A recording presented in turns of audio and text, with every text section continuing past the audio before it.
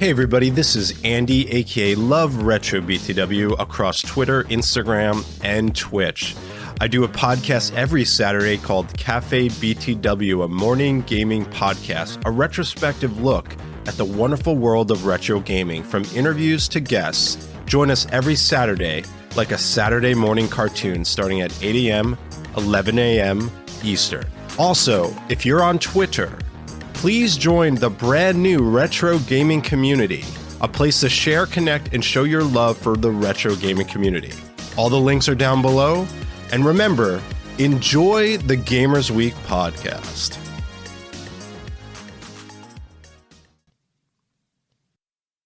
This time on Gamers Week podcast. What did you guys think about the original controller and how beefy that thing was? Oh, the Duke. It's a big boy. It did not fit my hands at all. I liked it because it did fit my hands. I've got, Whoa, this is not the Patreon-only podcast, okay?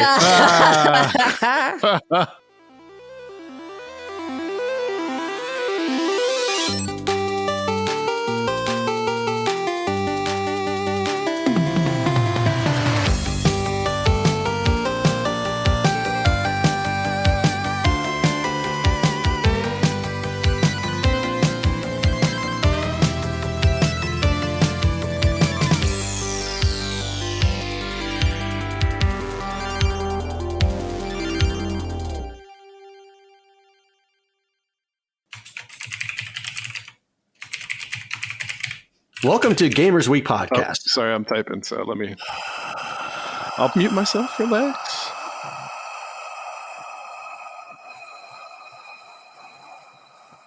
Good breath control. I see you've been practicing. Yes, I have. Can I go? Yeah, I muted myself a while ago, so go. Welcome to Gamers Week podcast. Like the name says, we analyze the best, worst, and weirdest headlines of the past week in the video game industry. This is episode 17. Today is Wednesday, April 13th, 2022. My name is Donnie G, and I'll be your host this evening. With me, as always, are my two partners in crime, although the only crime we'd be guilty of is sneaking into your house to look at your retro game collection. Ryan, a.k.a. the Puppet Master, and Drew, a.k.a. Blitzball. How are you two doing this evening? That's a low blow. It was. Oh. Got to be honest, Donnie, I'm a little freaked out right now. Really? Why? Well, these people that are allegedly my friends are plotting to send me these demonic puppets and leeches to my house. And I had to find that out this morning.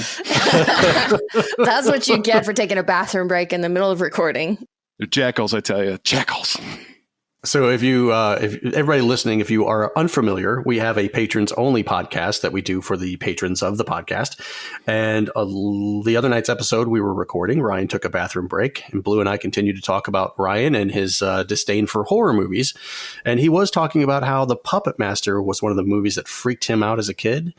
And we're hatching a plot, or we'd like to hatch a plot, where I send a Puppet Master toy to his house where his wife can open it up and just plant it somewhere in the house. I think that would be epic. You're terrible, terrible human beings. Donnie's not nearly as terrible as me. I said we should send leeches. Oh, I'm small time. Right.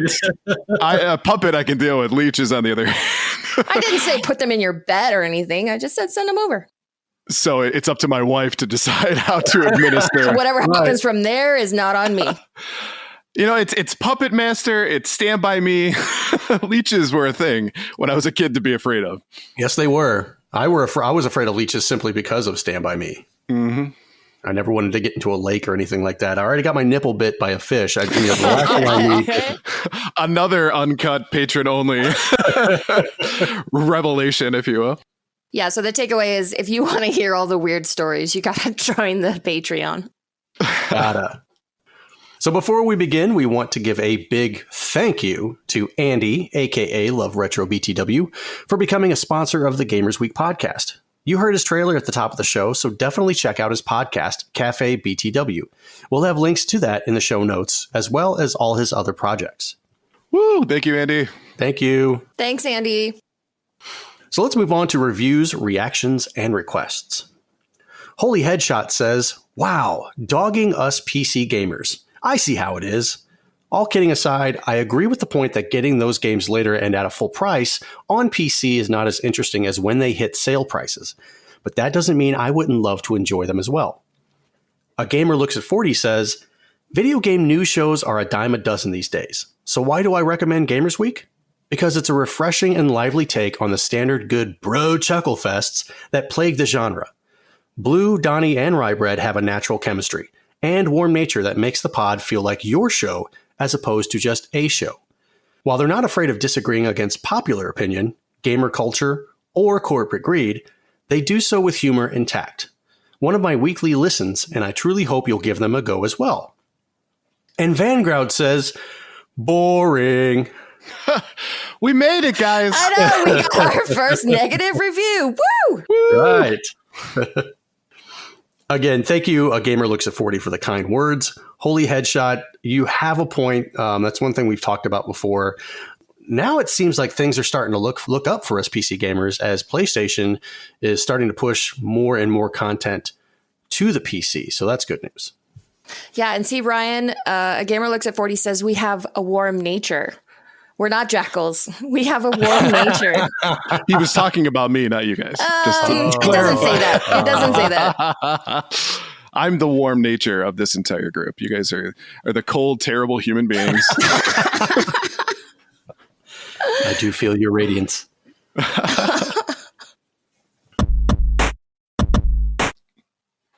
Okay, and now it's time for the very, very, very, very important poll. Because of the echo. All right, every Monday on Twitter, we post our VIP, very important poll. And if you'd like to participate, follow us on Twitter at GamersWeekPC. So this week we asked, which generation of Xbox is your favorite? In fourth place, we have the Xbox One S and X with only 5.9% of the vote. Third place was the Series S and X with 18.1% of the vote. Second place, the OG Xbox, the original, at 23.8%, and the winner by a landslide, the Xbox 360, 52.2% of the votes. So let's check out some of the comments from the poll. At Slaw Saunders says the 360 has exclusive JRPGs while the others essentially don't. Gives that console a leg up in my eyes. At Kazi Cosman says the OG one is honestly the only one I really love so far. I couldn't get into the 360 too much when it was out, but I wouldn't mind getting another one in the future to have a second personal experience on it. I plan on getting the Series X at some point. At Berserker This says, easily this current XS generation, followed by the 360, then the OG, then of course at the bottom is the Xbox One. At Drunken Newbie says, has to be the 360, even though the console had the Ring of Death. The games were banging, plus the achievement system as well with avatars. Really fun console. And X Polymorphic says, what if they're all bad? I like that fired. Yeah. So, how did you guys vote? I went with the original OG Xbox. I know I put in the on the reply to the 360. I was kind of jockeying back and forth between which one I like the most, but I think my favorite experience on an Xbox console has to do with Halo 2. That was huge back in the day. I was a big fan of Halo, the original one. And in fact, prior to Halo 2 coming out, me and my friends used to play online. You would hook up your Xbox to your PC, and then you would find this lobby with these guys that wanted to play against you. So it was kind of like cheating the system, if you will. But as soon as Halo 2 came out, it was probably the one and only game I've stuck around for like a midnight release for. And I remember camping out in front of your local GameStop and waiting for the game to come out, taking it home and like playing it for hours until the sun came up. And then just the online version of that game, I spent hundreds of thousands of hours playing that back in the day. And it was it was a lot of fun getting a chance to rank up, find the games that you really enjoyed. Like that was really where first person shooter multiplayer games were a hit for myself. And I absolutely 100% loved it. I still enjoy Halo games today because of that experience. It's pretty nostalgic for me. So I'm going to go with the original. Nice. Mm-hmm. What about you, Johnny? My choice was the 360. I didn't get the OG when it came out. I was too ingrained with the PS2, and I was like, Microsoft, what the hell are they doing at the table? Like, they're trying to do a console? Come on now. Like, really, they want to sit here with Nintendo and PlayStation and try to eat with the big boys? And I was like, no, thank you. The 360, Christmas 2007, I begged my wife in no uncertain terms for one for Christmas. And when it looked like I wasn't going to get it, I had opened up all of my Christmas presents. No Xbox 360. Did I throw a fit or a temper tantrum? Kinda. Yeah, I did. And what did she do? She led me into our bedroom, which we had like a chest or like I'd call it a toy chest, but it was just a chest where we kept some other clothes. And she opened it up, and there was an Xbox 360. So I was a bit sheepish at that, and I spent the next week like making it up to her and whatnot. But then this was when not all of the 360s came with an Ethernet adapter. So I wanted to play this. I wanted to play with my friends online, but I had to run a Cat5 cable all the way from our office through the hallway into the living room to the 360. And it just didn't work for me. So I ended up selling the 360 a couple of months later. And I just want to remind you, this is the one you like the most, right? Yes. So much so because I actually do own another 360 I picked up like 2 years ago. I would tend to agree with the person that said that it's got a lot of good games on the 360. Dude. I got to tell you, the 360 kind of stands alone by itself away from all of these other the consoles that we just mentioned. So my vote is for the 360. I really like how after all that Christmas morning drama and tantrums, grown man tantrums, you just like, just sell it. Well, I sold it to my boss at the time, actually, because he really wanted one. And I was like, look, I don't want to spend the extra money to buy an Ethernet adapter.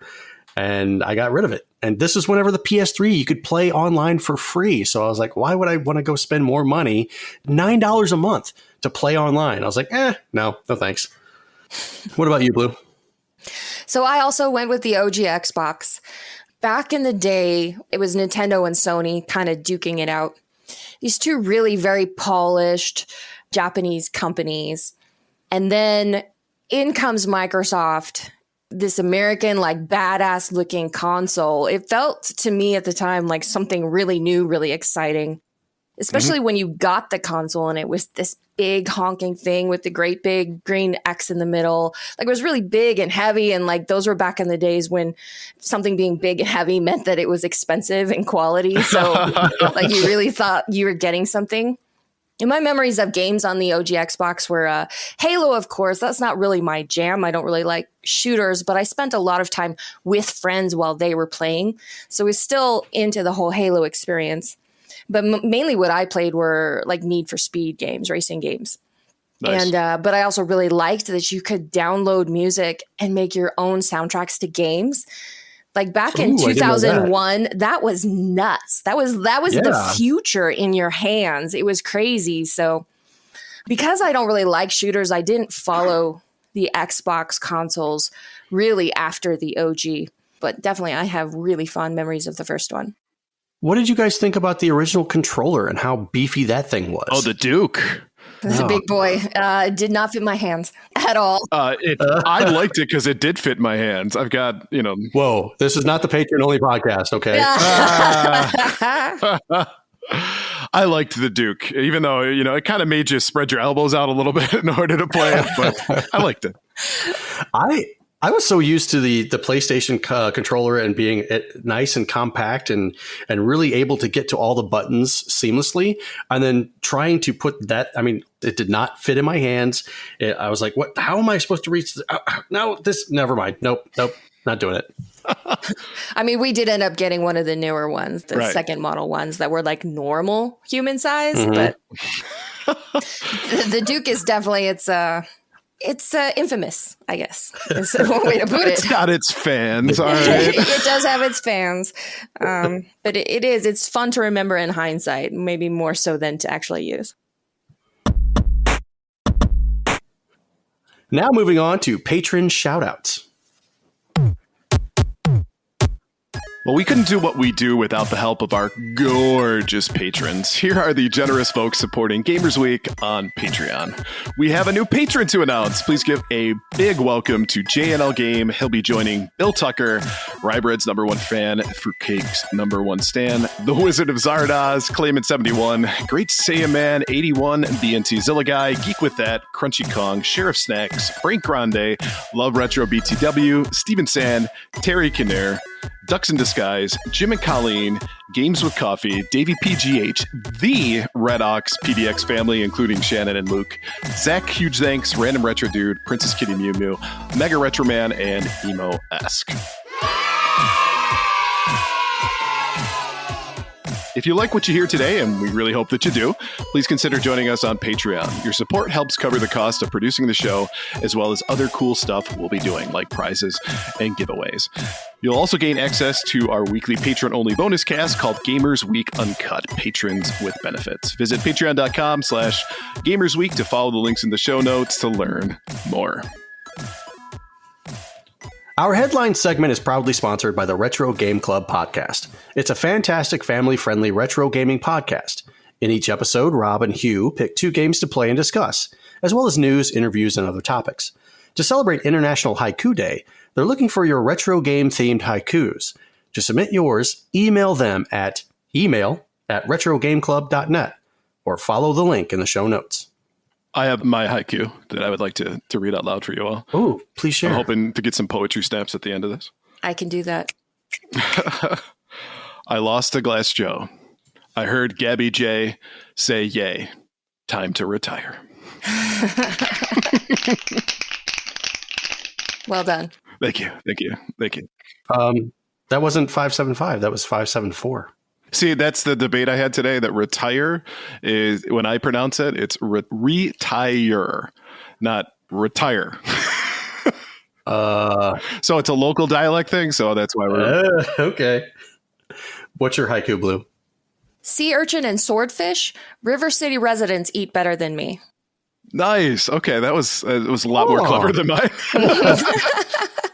Yeah, but you used to run your own segment on a weekly basis. I did. I used to do these a couple years ago. I did haikus for Wednesday on Twitter, which is a hashtag that celebrates NES games on Wednesdays. Mm-hmm. And I did one every week. I remember that. For a long time, but they never really took off, so I eventually just stopped doing them. But now I'm able to resurrect one from the ashes of 2019. And the Wednesday Phoenix has risen again. Yep. I'll try to have my haiku by the end of the show. So if he's distracted the whole time. Donnie, what? Damn it. Okay, our first headline comes from VGC. PlayStation Plus was devastating for Oddworld Soulstorm sales, claims creator. Lorne Lanning, the creator of the Oddworld series, has claimed that including his most recent game, Oddworld Soulstorm, in PlayStation Plus as a bundled monthly game was devastating for the game's sales. Speaking on the Xbox Expansion Pass podcast this week, the veteran developer claimed that despite his studio Oddworld inhabitants expecting around 50,000 to 100,000 copies of Oddworld Soulstorm to be claimed during its time as a PS Plus free game, it was downloaded over 4 million times. Lanning believes the studio thus missed out on profits due to the unexpected popularity of the title on Sony's subscription service, eating into potential sales. It's kind of a double-edged sword, Lanning said when asked about PS Plus. He explained that initially he felt that doing a PS Plus deal was a necessity to get the project done. We were hitting a number of legacy technical debt issues and talent issues, and the game industry is emerging fast. Huge companies are paying fortunes, he explained.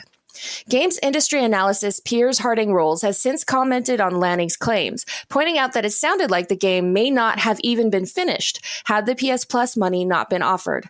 Due to confidentiality agreements, developers are not allowed to discuss the exact details of their PS Plus game deals, but it's understood that Sony typically pays a one-off fee to secure a title for the service. Talk about a big whoops. Well, damned if you do, damned if you don't, right? Right. Yeah, basically.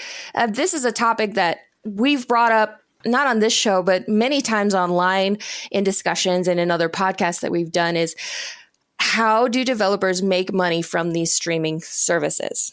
Right. This kind of represents almost a worst case scenario where they expected that people would actually still buy the game, but so many people downloaded it for free 4 million times that they lost out on a crap ton of sales. 4 million units sold. That's a pretty successful game.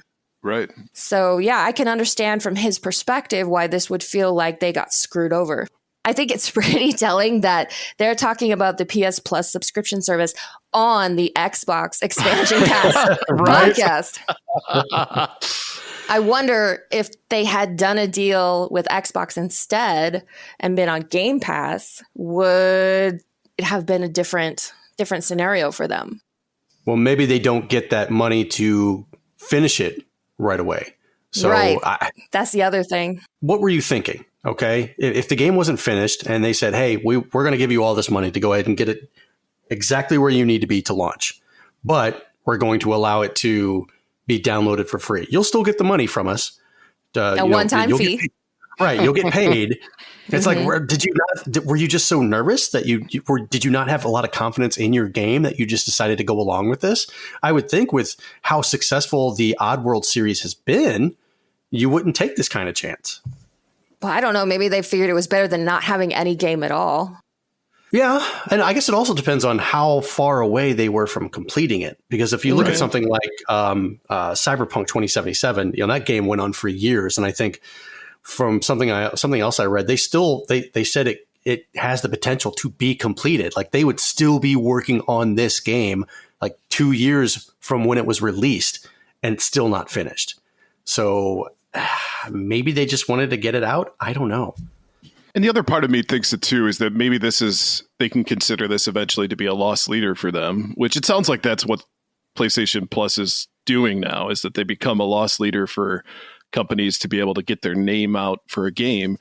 But eventually I think this will, or at least it should, result in more sales long term. I mean, you think about it, 4 million people downloaded it. So that means that there are probably a fair number of folks who are playing it on Twitch and doing that free word of mouth advertising, talking about how great a game it is, yada, yada, yada. So when it gets off the PlayStation Plus platform and is just available for purchase, they're definitely going to make some good sales in regards to that. And maybe it becomes a top tier game in regards as sales are concerned moving forward. But the crappiest part to them, of course, is that's a bit of a gamble at this point. So, well, and I think one thing that he's not acknowledging in here is that it was downloaded over 4 million times in the 1 month in April when it was on the PlayStation Plus as the download game.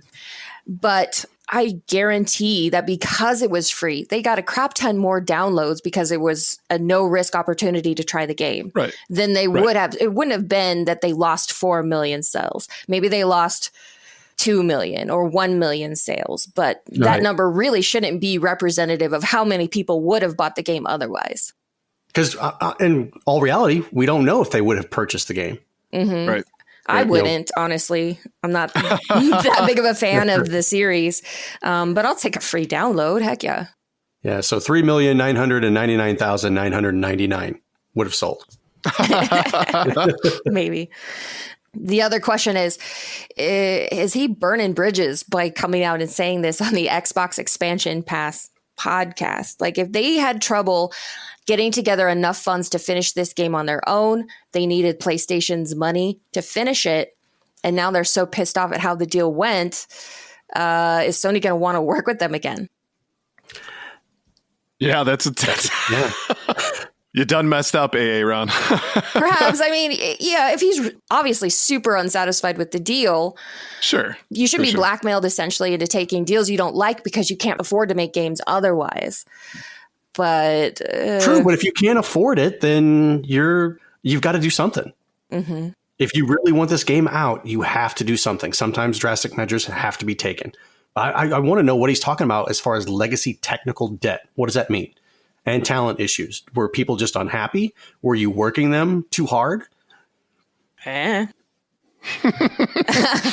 I mean, everybody, when they tells their own story, they're the good guys. It's hard to know. Right. The narrative always spins in your way. Right. I can 100% believe that a big company like Sony would try to short people. I do believe that. Mm-hmm. Of course. So maybe the one-off fee that they got was truly unfair, but it's hard to know. He didn't have to take it. This reminds me so much of the Walmart model. Are you guys familiar? Yeah. Where basically anybody who sells for Walmart sells at a loss. So say you're selling sunblock. When you sell that to Walmart, you're actually selling it less than what it would cost you to make. However, the margins help with that because what you do is you get your product name out there, and therefore people will not necessarily purchase it at Walmart, but they'll see other people using it, and then word gets out. It sounds like maybe that's the deal that a lot of people are going to be getting working with PlayStation and the PlayStation Plus platform. So essentially, you just use your first game for free, and then kind of like that's just the taste, and then all of a sudden the next game is like, oh, okay, well that's $69.99. Sure. Well, I mean, in theory, next time you want to make a game, you could go to PlayStation and say, hey, our last game downloaded 4 million times. Therefore, when we're negotiating our contract for PS Plus this time, we're going to ask for a lot bigger fee because we had such a successful game. You could do that. Absolutely. If you haven't burned all these bridges. I don't necessarily think it's a burned bridge. I think that they do have grounds for the next game if they want to develop it and say, hey, look, like you said, 4 million downloads for this game. What can you do for this one that you weren't able to do for the other one? And if they don't do it, then just like, okay, we're going to go to Xbox. We're going to go with the Xbox expansion pass. And that's where our game's going to be. Yeah. All right, next up from PC Gamer, China issues first new video game approvals in almost a year. A Reuters report says China has resumed issuing publication licenses for video games by granting approval for 45 new games, the first such license approval since July 2021. The freeze on new game approvals came as part of China's effort to combat online gaming addiction among young people and to crack down on games that portray the quote-unquote wrong set of values, including same-sex relationships and overly effeminate men. The regulation has taken a toll on Chinese game internet companies. Major players like Tencent, iQIYI, Bilibili, and NetEase saw significant drop-offs in their share prices as a result of the crackdown. And a South China Morning Post report in December 2021 said roughly 14,000 small studios and gaming-related firms in China had gone out of business over the past several months. Hundreds of Chinese gaming companies pledged to strictly abide by the newly introduced rules, including the implementation of facial recognition technology to keep underage gamers from playing when they're not supposed to be. That didn't convince regulators to ease up. In fact, in March, China's Cyberspace Administration revealed plans to expand the country's online gaming limits to encompass live streaming and social media in order to create a clean cyberspace for the majority of netizens, especially young people. So one of the things I will say I am concerned about talking about this is that seemingly anybody who criticizes China ends up having to apologize for it later on. But you know what? We're going to do it today. Yep. So we're not going to be John Cena. So I'm watching an anime that I'm not real on board with because it's really over the top. It's really fantastical. Like, it's really hard to get past that kind of suspension of disbelief so that you can get into the story. But the anime is called Shimoneta, A Boring World Where the Concept of Dirty Jokes Don't Exist. That's a hell of a title. It is a hell of a title. The concept of the anime is basically that the world has gone super prude, right? Everybody wears a collar around their neck and it monitors their speech. So if anybody dares say something inappropriate, the government will be notified. John Spartan, you have been fined 1 credit. That's instantly what came to mind for me. Like, there's sensors on their arms so that the government can tell if anybody's trying to like get busy. And as I'm watching this, I'm going, there's no way. That would never happen. But then I'm reading this and going, I think I've seen this.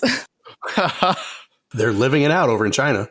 one of the things that has been the biggest change, of course, in the West is that, the acceptance of people and their lifestyle and all that stuff, to see that China is kind of backpedaling. I mean, granted, I don't think China's ever been somebody who's big on human rights and stuff like that, but I couldn't imagine living in a society where they control every aspect, like your reproduction, being able to have sex. If you were somebody who wanted to be in a same-sex relationship, you constantly live in fear of the government doing something to you.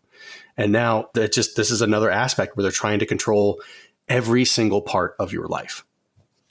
Yeah, it's not necessarily something that we have to worry about here where we live, at least not right now. Right. But including the implementation of facial recognition technology to keep underage gamers from playing when they're not supposed to. Do you think for one instant that every government in the world wouldn't be all over that for all kinds of different uses that have nothing to do with video games? It's some 1984-esque stuff. Right. But I mean, if we dial it back to the topic at hand, video games specifically, it really sucks that 14,000 small studios and gaming related firms in China have gone out of business over the past several months because the country clings to this idea that we still continue to fight even here, the idea that video games are really bad for you and is bad for society and it'll rot your brain, blah, blah, blah. And I'm just thinking of also, from a business perspective, this is going to be hugely unpopular outside of China. And, China is trying to emerge into the video game market as being a big player, and their government is essentially limiting that possibility for them. So long term, is this a good decision? I mean, China makes a lot of choices based off of their ability to impact foreign economies. And it sounds to me like this is counterintuitive to that. Well, I suppose every country has their really old people in government who refuse to get with the times. Touche. Like with the whole wrong set of values. I like that comment because you've got lawmakers hand over fist. They're the ones that will visit a back alley hooker or whatever, or have a same-sex lover, but then they'll come out and vehemently saying, oh, homosexuality is wrong, or we have to have the traditional man-woman marriage in America or wherever. But not even just that. You can't even be an effeminate man. You have to be a manly man in your heterosexual relationship.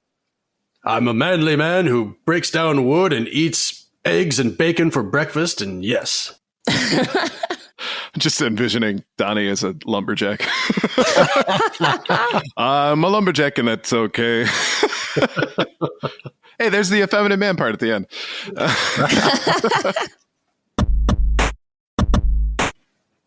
Next up, from NPR, Sony and Lego are investing $2 billion in Epic Games, creator of Fortnite. Epic Games, creators of the wildly popular video game Fortnite, just got a $2 billion investment from legacy entertainment giants Sony Group Corporation and Kirkby, the family-owned company behind the Lego Group. Sony and Kirkby will each invest $1 billion in Epic. This investment will accelerate our work to build the metaverse and create spaces where players can have fun with friends, brands can build creative and immersive experiences, and creators can build a community and thrive, Epic CEO Tim Sweeney said in a statement. More simply put, the partnership of Lego and Epic will build a fun place for kids to play in the metaverse, as Epic tweeted when it announced a partnership with Lego a few days ago. Jose Najarro, a contributing analyst at The Motley Fool, who covers the tech and gaming industries, tells NPR the $2 billion investment affirms that the metaverse has a future for the gaming community. He adds that it could also further Epic's game engine development. Unreal Engine is a software tool to create and design video games, and could be an essential tool for creating the metaverse. Najarro says Epic's main competitors, Unity Software and Roblox, will face a competitor with more money and greater resources. The partnership with Sony and Lego could provide Epic Games with other forms of assets, trademarks, digital products, and physical products. Lego and Fortnite coming together, mass hysteria. Yeah, this is actually the first time that I've ever heard about a metaverse and actually taken it seriously. Like in Facebook's hands, it just seems like a complete joke. Right. But Epic Games is exactly the kind of company that could actually pull it off. And it's interesting that they're partnering with Lego and Sony, Lego specifically, because they're just going to completely skip all the adult generations and go straight for the kids as the ones who were get on board with the metaverse. And it actually makes a ton of sense. Ton of sense. Absolutely. As I understand too, Lego has already kind of crossed paths with Fortnite. If memory serves me right, there's a whole line of Fortnite stuff for Lego. So they already have a pretty good partnership in that. So when it comes to Epic as well, long term, that means that potentially you're looking at sets for Legos for other games that Epic provides, which is pretty darn smart, especially to your point when it's younger kids that are going to be looking to get into this, or older adults who want just the box at home and to put it on display. This makes a whole lot of sense. That's for sure. I kind of see their whole metaverse as what's the space game? I think it was No Man's Sky. Right. Where it's like you can go out and explore new worlds, and I think they said that you would never run out of new spaces to explore. Like it's that vast. I could see something like that partnering with Sony and Epic Games, and every single planet you visit is a unique virtual experience. That way you would never run out of content. And it's ever expanding. You're always finding new things. That to me seems like what the metaverse wants to be, as opposed to what Facebook's lame version of the metaverse is. And it would be so lame too in Facebook's hands. It would be a disaster. Absolutely. And I'm not a Fortnite person, but obviously Epic is a company that knows how to capture its audience. And so, yeah, all of a sudden the metaverse seems like a tangible thing. And it's more closely related to, and we always bring this up with the metaverse, it's Ready Player One in that sense. And it's kind of how you described it, Donnie, that reminded me of it. And think about it. You could have an entire galaxy of Lego if you really wanted to. Yeah. Which I would love. That's a really cool idea for both adults and kids, I think, long term. And not adult content in that way, but just more content that would be geared towards the adult. What you described basically Lego's model, right? They start off with Duplo, and then they go into regular Lego, and then in the 90s they went into Connect because that was cool for a minute. Technic. What was it? Technic. That's right. I'm sorry, but there's a whole host of things you could use the Lego properties for, and then pair that with Sony as well. I'm not going to say it's a great deal, but I can see the advantages of it long term. It has potential. It has potential, but it is only, and I say only in quotes, only a $2 billion deal. That's small change these days. So yeah, that's nothing. Like 4 years ago, it would have been the biggest deal ever. Yeah. Right. Epic Games, we look forward to seeing what you do with the metaverse. We've got our eyes on you. In a creepy way. Sounded like. I'm watching out my blinds with my binoculars. All right, next up from VGC, Sega says its super game plan is multiple games and may use NFTs. Thought we were off the NFT kick. No. Nope. It won't die. Why won't you die? In May 2021, the company revealed during a financial results presentation that its long-term plan included a 5-year strategy called Creation of Super Game. Its parent company, Sega Sammy, then claimed in November that it would consider investing up to 100 billion yen, which is around $882 million, over the next 5 years to achieve its Super Game. At the time, it was believed that the Super Game was going to be a single enormous title, but a new internal interview has clarified that it refers to a description Sega is giving to a number of high-budget games it has planned. In an interview on Sega Japan's recruitment website, Executive Vice President Shuji Utsumi explains, Sega offers a wide range of game content, including hardware and arcade content, which is made possible by its diverse range of technologies. We have defined Super Game as the development of AAA titles that cross over Sega's comprehensive range of technologies, and we will aim to achieve this in our 5-year plan. Explaining further, Utsumi said, several titles are being developed within the framework of Super Game, and while each title will vary, there is no doubt that they will be interactive titles that go beyond the traditional framework of games. Back in January, the company registered a trademark for Sega NFT, a week after CEO Haruki Satomi acknowledged the current negativity around the NFT landscape. Whoops. We get that you hate it, but we're still going to save the domain name. Absolutely. Just in case. Just in case. I said it earlier this year that one of my big predictions was that Sega was going to do something huge. And this is kind of leading into that, I guess. Were NFTs your prediction? No, it wasn't my prediction. I think my prediction was more so of a hardware perspective. But he even says it right here. Sega offers a wide range of game content, including hardware.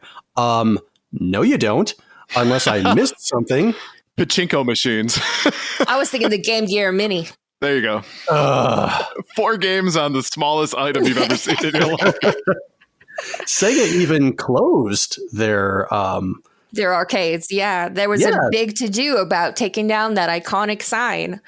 I would love to have that sign for my collection, just saying. But you don't do hardware anymore. So this statement is misleading.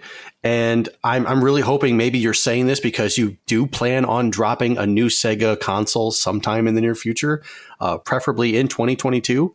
So my prediction will come true. But you got to give me something, Sega. If they're doing a 5-year plan, they're probably not going to drop the hardware in year 1. That's kind of anticlimactic for the other 4 years. Sega Dreamcast 2. When? Or the Sega Uranus, the follower-up to the Sega Saturn. Also, Super Game, not Mega Game? Come on. Yeah, okay, I see what you did there, yeah. Yep. Playing right into Nintendo's hands. I would love for them to come back as a company. A lot of nostalgia there, a lot of value in that nostalgia as well for most of us. I just hope that it's not like a Pachinko simulator is one of their mega AAA titles. Or Cornhole. Right. You don't want to play Cornhole with Sonic? I kind of do now that you mentioned it with Sonic. That could be the only thing that could get you to play Cornhole. And you can kind of race down and help your shot and race back. Nice. Look at this. Think of what kind of power-ups you could put on your shot. We just started a brand new genre of video games. It's going to be a massive hit. I'm telling you. Mega Cornhole. That sounds like something you'd find at the adult shop. The adult section of the metaverse. Mega Cornhole. Right. We want to move on. Yeah. I don't know where to go from Mega Cornhole. Yeah.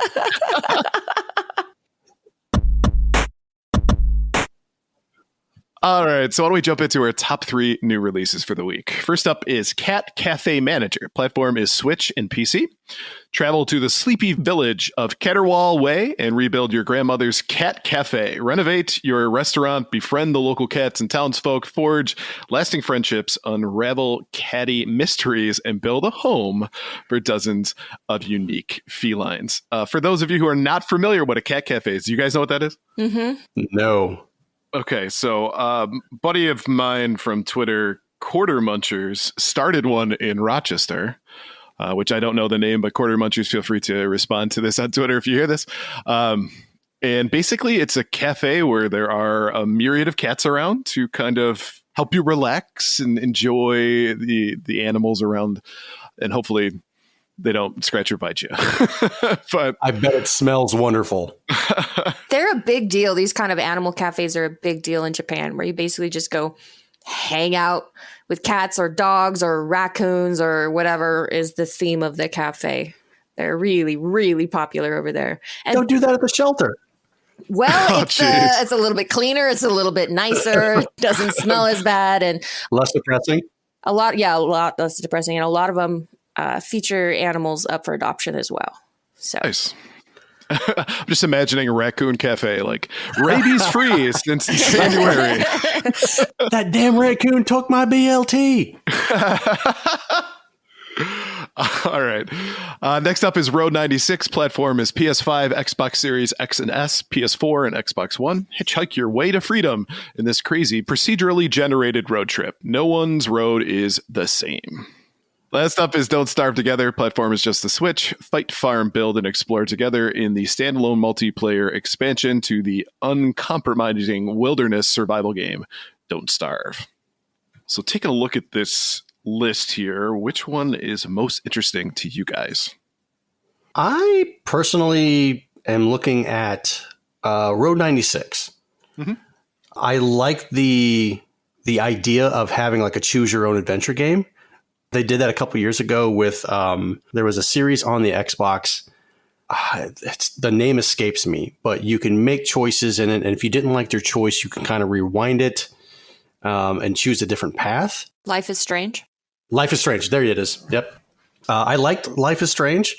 If Road 96 kind of plays within those same confines, and it offers replay value because of you can go and make different choices and then have several different endings, I'm all for that.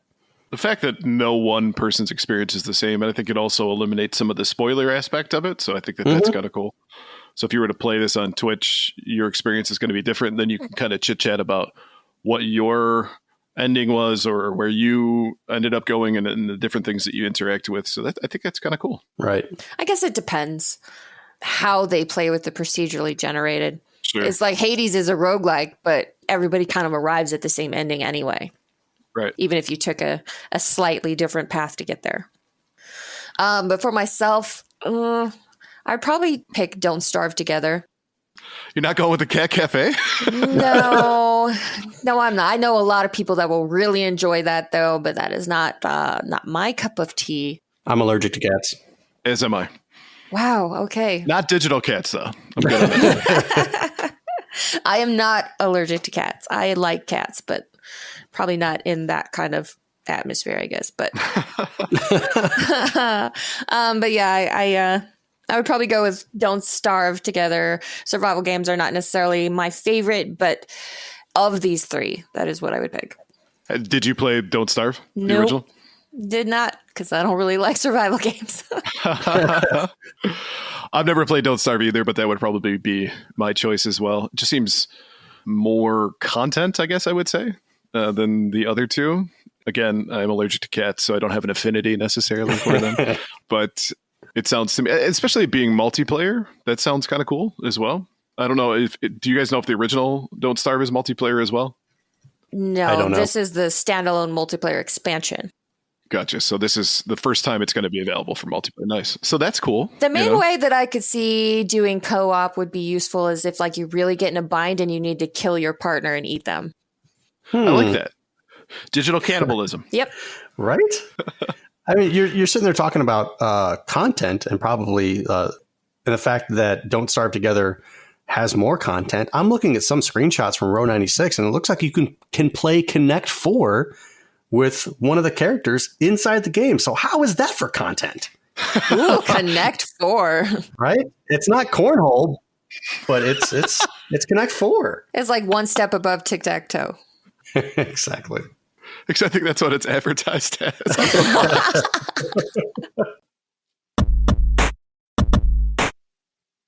All right, let's move on to our main topic of the week. Activision Blizzard has been making headlines all week, and in a shocking turn of events, it's only partially bad news. Here's a roundup of Activision Blizzard headlines.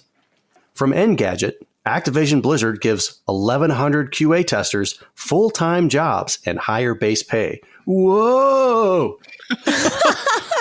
Activision Blizzard is converting all of its temporary and contract quality assurance workers in the U.S. to full-time employees starting on July 1st. Many of the 1,100 workers will receive a pay raise. The minimum hourly rate is going up to $20 per hour as of April 17th. As permanent employees, the workers will receive benefits and can participate in a bonus plan. The company says bringing those workers on board as staff will bolster its development resources and increase its number of full-time employees by 25%.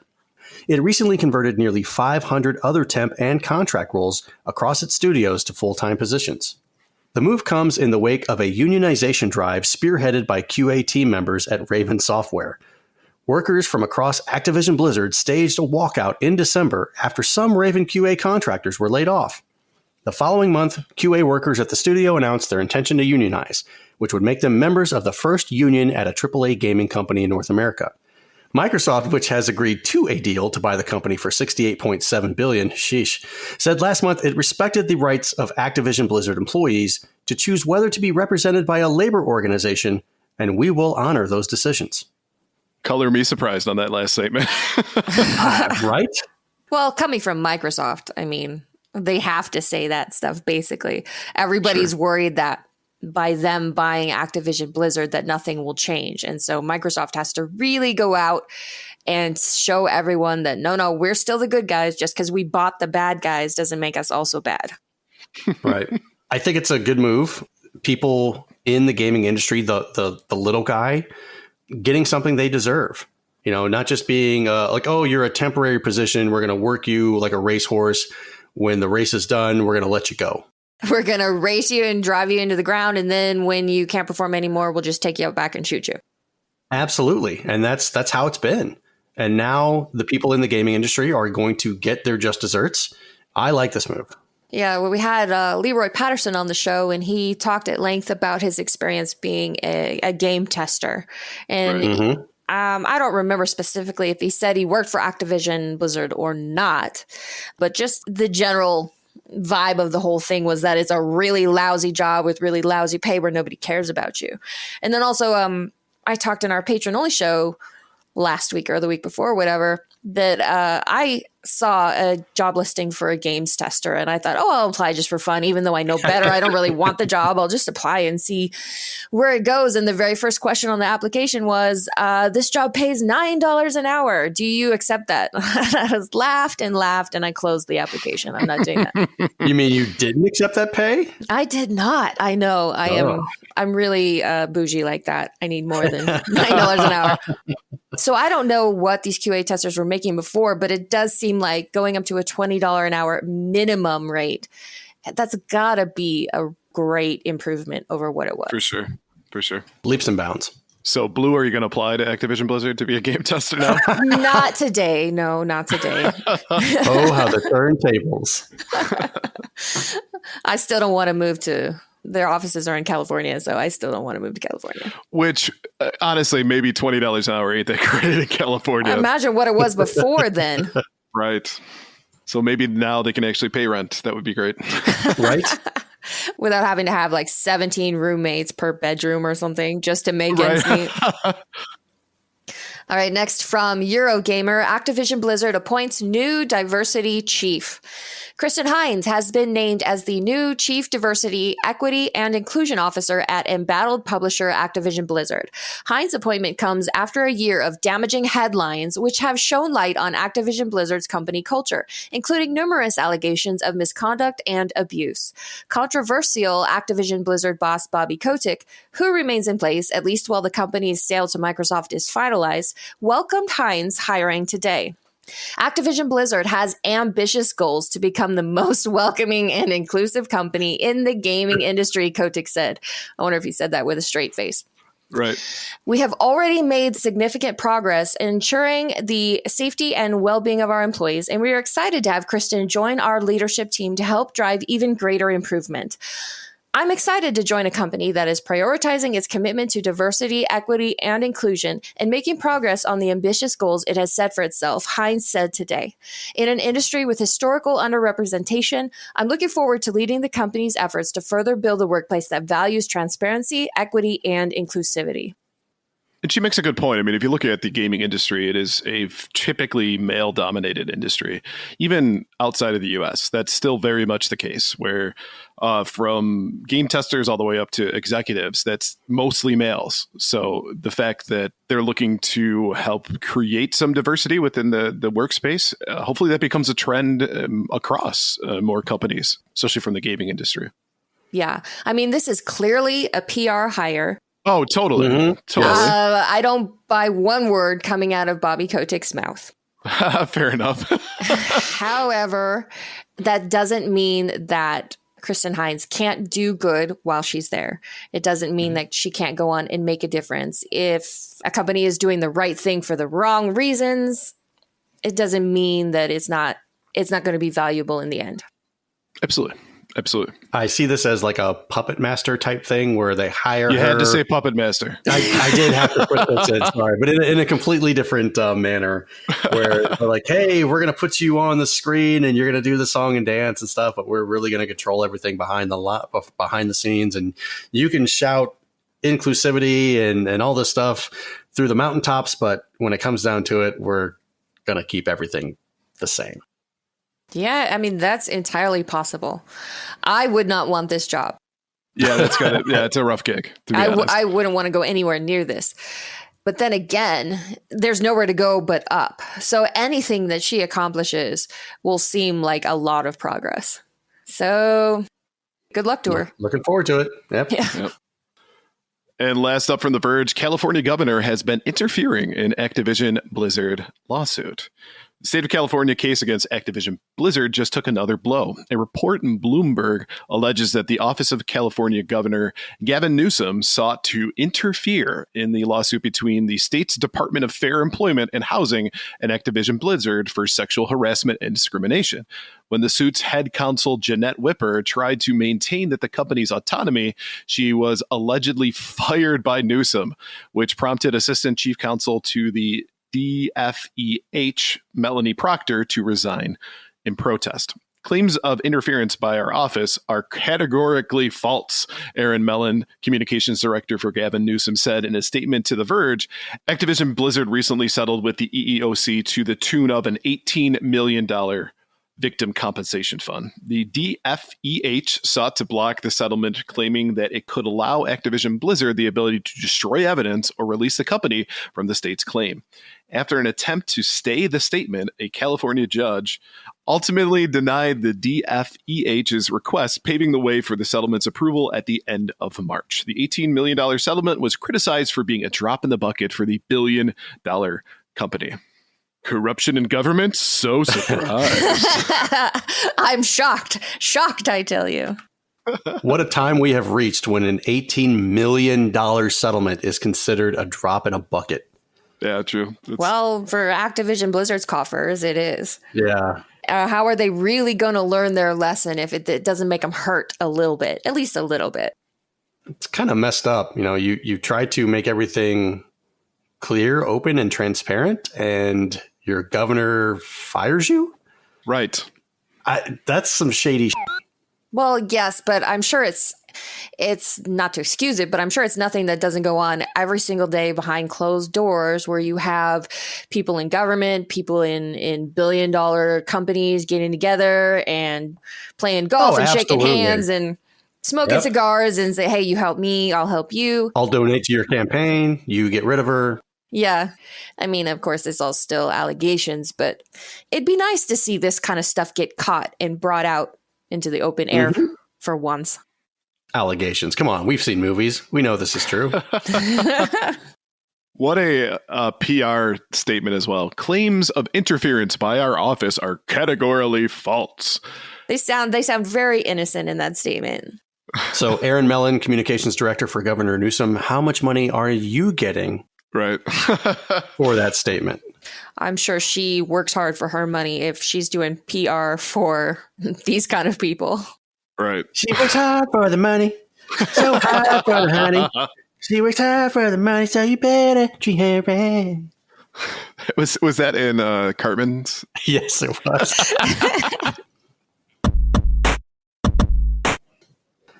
Before we bring in Professor Rybread, let's take a quick break to talk about our sponsor. Gaming History 101 is proudly sponsored by the Elitist Podcast. It's a show where three friends and occasional guests play games about video games, including trivia, game show games, and more. Here is this week's trivia question. The 1983 arcade classic Journey featured 5 stages where the individual band members retrieved their instruments before reuniting during a 6th stage concert, where their bouncer repelled fans rushing the stage. Name the bouncer. And holy there was an arcade game called Journey about the band? Yes. And so you collect all of the instruments, and then you play at a concert and people try to rush the stage to steal your instruments again. And if they steal them, you got to replay the same stage that you got when you got the instrument, but it's harder this time. And the uniqueness about this arcade in particular is the sound on it is from a cassette tape that's inside the actual game itself. So you're not relying on the sound chip from the PCB. Like it's playing actual sound for it. So that was huge, especially for 1983. So I guessed the bouncer and I was completely wrong. Because Tim sends these over to me and I always want to try to see if I can guess them. I got last week. This week, not so much. This is probably Ricky Stinky Fingers is the bouncer. That's a great name, but unfortunately that is not great. And I could go into detail as to why I chose that name, but I will not. Not gonna. Tune in to the Elitist podcast this Wednesday to hear the answer. You can find the Elitist on your favorite podcast platform. We'll also have their links in the show notes.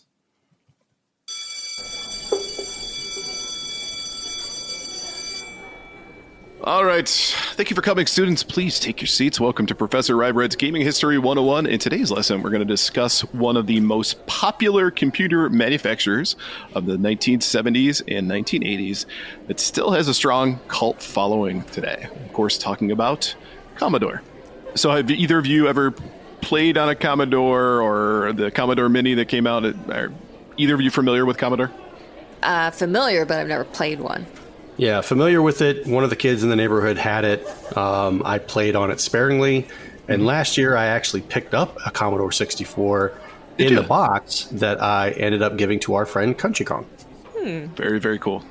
So the question is, why cover Commodore for today? So for one, the Commodore 64 is widely considered to be the working man's computer, at least it was back in the day, and was coveted strongly by gamers back in the day because it was inexpensive but also powerful.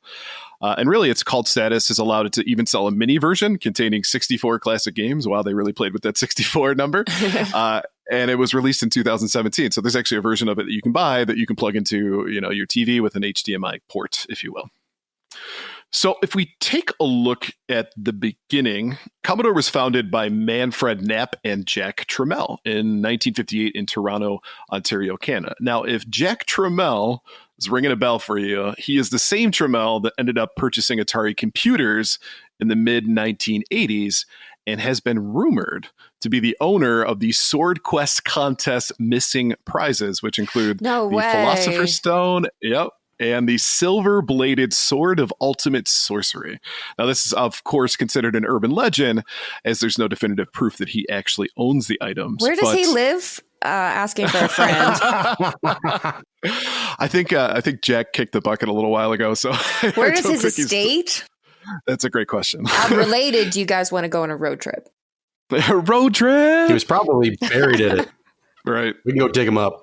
Yeah. So the controversy behind it too is that there was sightings of the sword on the wall at his house from employees, but there's another person that says he would never have owned or had access to them because it was still owned by Atari because he just purchased the computer side. There's a whole bunch of different stories, but very, very interesting stuff. And the fact that he owns a blade that's completely made out of silver, that's probably an expensive item at the end of the day. That sounds like that needs to be a separate gaming history episode. Maybe, I could do that. I could go down that road. Sword Quest in general would be a great one. Mm-hmm. That's a crazy contest. So.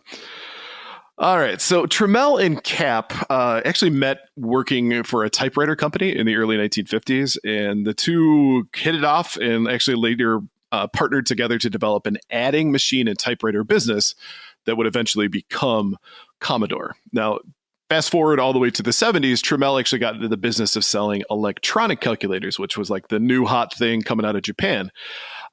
And that led him to purchase a company called Moss Technologies, which was an upstart computer chip company that included Chuck Peddle, who was one of the head designers. Now, what's interesting about Peddle is he actually convinced Tramiel that calculators were going to be a dead-end business at the end of the day, and of course, typewriters as well. So the company should change over their model and focus more on home computers, which was an emerging technology at the time. So with Moss technologies, what they were doing at the time is they were developing a different kind of chip. Many of the guys who worked there also worked at Motorola before. So they made a chip that was used by Motorola, which was the 6500 chip, and made their own called the 6501. Motorola sued, so of course they couldn't use that. But the 6502 was eventually produced for Commodore, and that technology would be used in future computers and game consoles, including the Apple II series, the Atari 2600, the Nintendo Entertainment System, the entire line of Atari 8-bit computers, and the entire line of Commodore 8-bit computers. So they were selling a lot to people at the time, that's for sure. But eventually they decided they were going to make their own computer. And in 1977, they would produce the Commodore PET, which was really bulky. It was made out of metal as well, so it was very heavy. Basically, it looked like what you would say is like a tower today with a computer keyboard on it and like this little tiny monitor. It was cute, to say the least. And so PET was, I think, a fitting name. But from that point forward, they would essentially, they completely transferred all their business to become a computer company that, as they put it, in quotations here, was computers for the masses, not the classes. Catchy. Yeah, right. And 3 years later, in 1980, they were actually considered to be one of the 3 largest microcomputer companies in the world. But 1981 comes around, the PET's no longer selling well, so they released the VIC-20, which was for less than $300 and was marketed heavily in commercials starring William Shatner. Those commercials got to be on YouTube, and they got to be gold. They are. Yes, they are. And he would ask the question, why buy just a video game? Why buy just a video game? Exactly. Why buy just a video game from Atari or Intellivision? Invest in the wonder computer of the 1980s for under $300, the Commodore VIC-20. So in 82, Commodore actually introduced the Commodore 64, which was much more advanced as far as a computer is concerned. And it was, of course, a gaming system as well. And it would eventually see over 2,000 video games available to be played on the system itself. Now, the Commodore 64 used both cartridges and cassette tapes to load games, and it was sold at the price of $595. And that was much less than most of the computer at the time, right? Essentially, the computers at the time were luxury items for the ultra-rich.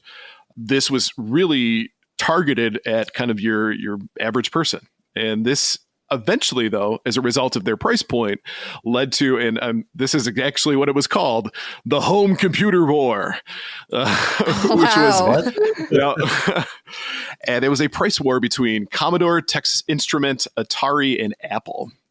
Commodore essentially won the price war, and that led to over $1 billion in sale in 1983. That's a lot of money. That is, especially in 1983. And everything was looking up. Things were going really, really great. However, Commodore's board of directors were impacted as much as anyone else by the spiraling price of the market and decided that they wanted out. Great. Oh. Yeah. So this internal power struggle resulted. And in 84, Trammell ended up resigning as he was having kind of a tiff with the chairman of the board, who was Irving Gould. Now, Gould was actually their financier for many, many years. So the two of them were kind of in a unique power struggle. But in a tiff, that sounds very serious. So Gould replaced Trammell with this guy named Marshall F. Smith. He was a steel executive, had no experience with computers or consumer marketing. Great choice. But the interesting part is Trammell would actually go on and create a competing company and eventually purchase Atari computers from Warner Communications. So there was this like battle between Commodore and Atari at the time.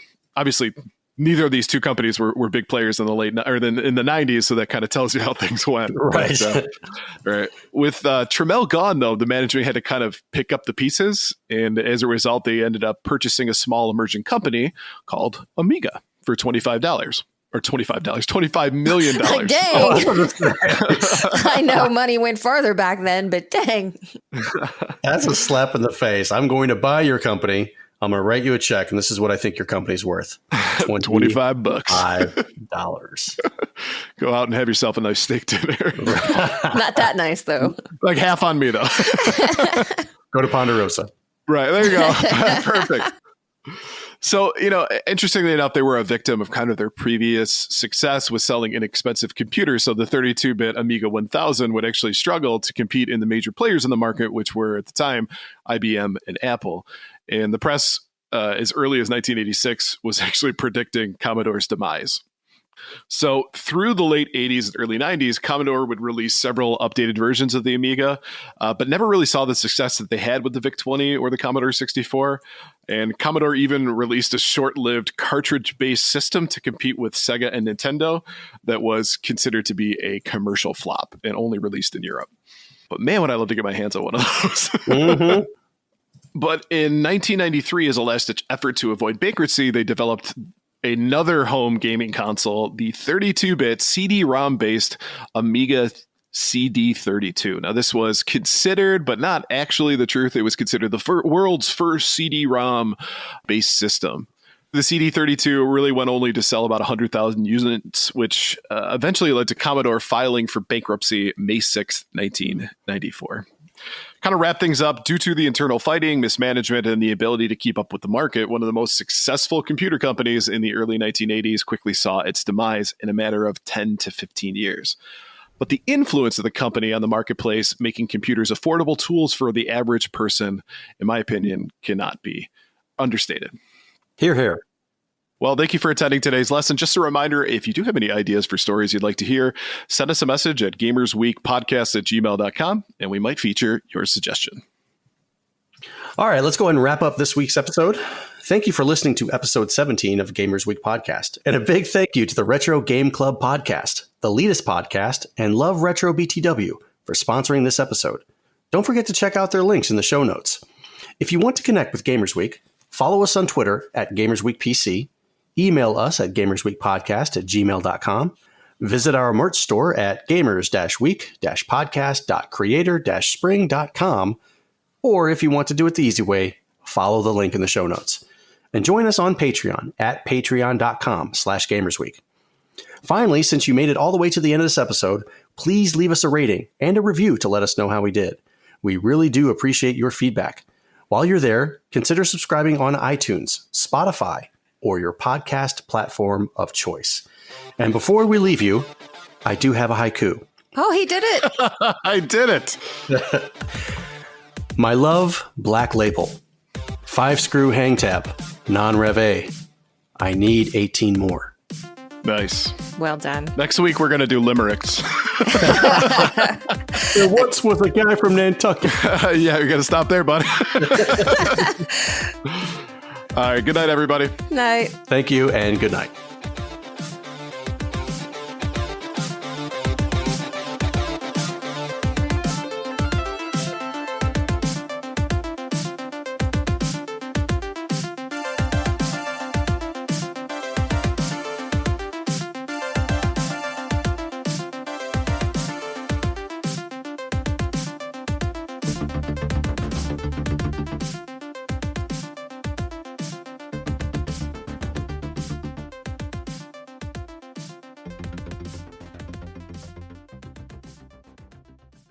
Mega Cornhole.